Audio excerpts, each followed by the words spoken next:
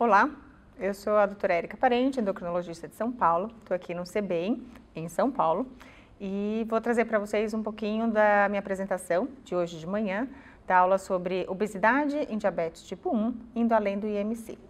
Então é muito comum que a gente use o índice de massa corporal para avaliar a obesidade dos nossos pacientes, mas eu mostrei, de acordo com os trabalhos que eu tenho feito na Finlândia, na coorte de pessoas com diabetes tipo 1 da Finlândia, que mais importante do que o IMC é a gente medir a razão circunferência abdominal pela altura do nosso paciente.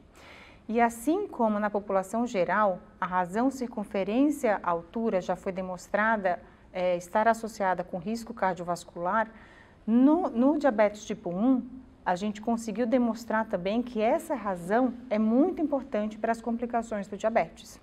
O que significa isso? Que as pessoas com diabetes tipo 1 têm aumentado de peso, assim como a pandemia geral, mas é importante a gente ver como está sendo essa distribuição desse peso que vem aumentando.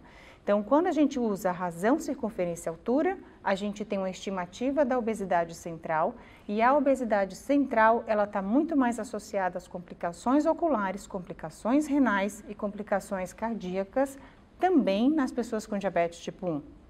Então, a gente viu na coorte, num segmento de 15 anos, que aqueles indivíduos que tinham a circunferência dividido pela altura maior ou igual a 0,5, eles tinham um risco muito maior, 28% maior risco de desenvolver uma doença ocular grave, retinopatia diabética, tratamento com laser, tratamento com VEGF, hemorragia vítrea e até vitrectomia.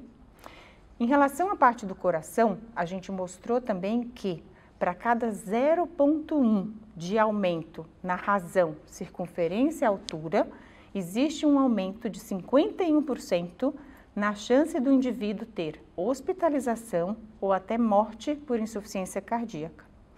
E a gente demonstrou também que a circunferência abdominal dividido pela altura, ele é um índice antropométrico muito melhor associado à gordura hepática. Porque antes a gente achava que pessoas com diabetes tipo 1 não tinham esteatose, mas nesse trabalho, medido a composição corporal por DEXA e usando a medida antropométrica da razão circunferência-altura, a gente demonstrou que a gordura central está associada à esteatose no DM1, mas não a gordura total.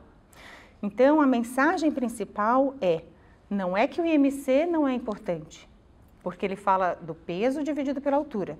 Mas mais importante do que o IMC é a gente medir a circunferência e dividir pela altura, porque daí a gente tem uma ideia do quão obeso centralmente os pacientes com diabetes tipo 1.